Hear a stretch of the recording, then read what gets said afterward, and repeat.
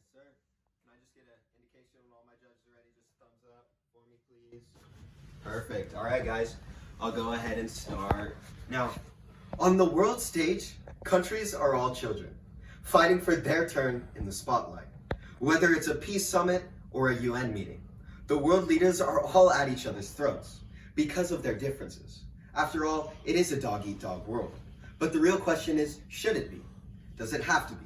The answer is a hard yet firm no. What world leaders should be doing instead of bickering like children about who gets the next economic aid package is looking for an issue they can agree on and possibly solve. But that would be too logical, right? This brings me to today's query. Are countries doing enough work together to save endangered animals? Now, this question is complex in makeup, yet simple in answer. Countries can't even work together to save human life. So why would they make a change just due to a being species? A question I will seek to answer through the use of my three main points. First, no matter how morally depraved the human mind is, we all have a soft spot for animals. Second, how working together on Endangered Species Act can bring the world closer together. And finally, yet most importantly, how this sense of togetherness can better the world for our future. Now to first. No matter how morally depraved the human mind is, we all have a soft spot for animals. We see this in the example of Putin. Putin absolutely loves animals. Putin is also a man who has committed more war crimes than I can count on my hands.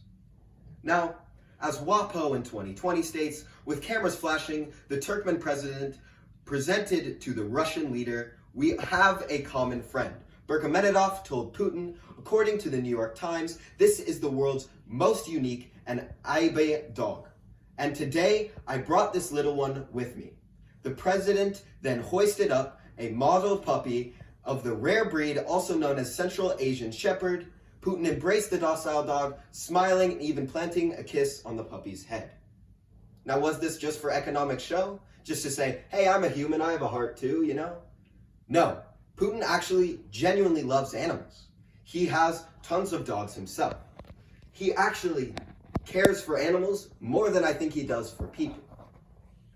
So when we look at Putin and we look at the contradiction here, we see that he likes animals more than people.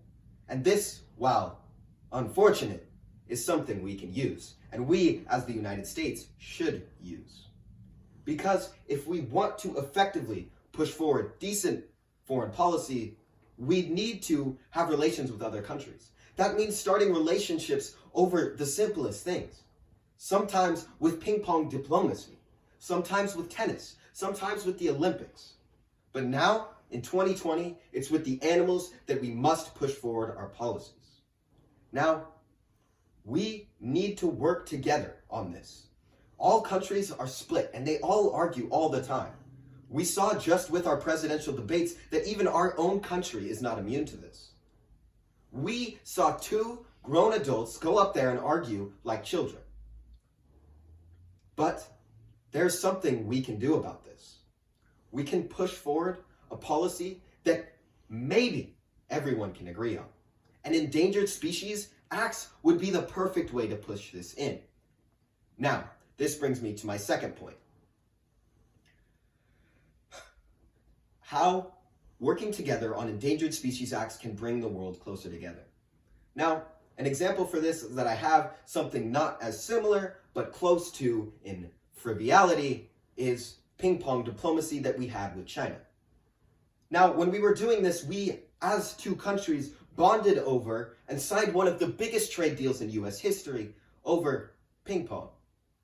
Because a US citizen and a Chinese citizen were equal in game, and they decided to play a match that no one had ever seen before. And that led to one of the biggest trade agreements ever between the United States and China. Now, when we look at these two parallels, we have to see that of the 20th century, Endangered Species Acts are this new form of ping pong diplomacy. It's bonding over one goal to achieve another. It's saying, hey, I agree with you on this. Let's talk about it. Let's do something about it so we can make a change for this, for a better, for a problem we both agree on. Now, when we look at this, we see that we can solve a lot of global issues right now just by agreeing on Endangered Species Acts. Because if we can establish a relationship with China like we did when we were using ping pong diplomacy, a lot of global problems would be solved. They might be more inclined to share their coronavirus details with us that they have willfully withheld. They might be more inclined to be more transparent with us what's going on in Hong Kong. They might be more inclined to do little favors here and there for us to just get us a better view of what China is doing in the status quo. We need to look at China. Even though they're our biggest enemies, the enemy of my enemy is my friend. And China is also an enemy of Russia, and we are an enemy of Russia. So we need to take our various trade agreements with China and put those onto our economic bargaining and say, hey, we have these Endangered Species Acts we want to pursue. We have also these trade agreements. Let's talk about all this stuff together. But no one's doing that. We're just arguing like children. Which brings me to my third point. How this sense of togetherness can better our world for the future. Now, if we want to see a better world for us and our children, then we need to make a change in the status quo. And this change would start with having countries work together better with the Endangered Species Acts. This change would fundamentally change how 2020 politics are handled, because the United States would have better foreign relations instead of abhorrent ones. Right now, our foreign relations are so terrible that the United States is a laughingstock. But if we can find somebody to get the global climate to agree on and find an issue that the global climate will simply collaborate on, then we have something there. And that's why we need to have countries work together better.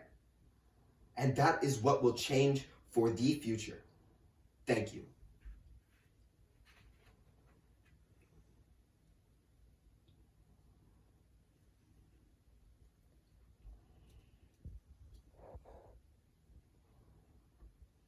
Thank you. So when do you guys know when final breaks happen or what we're doing for that?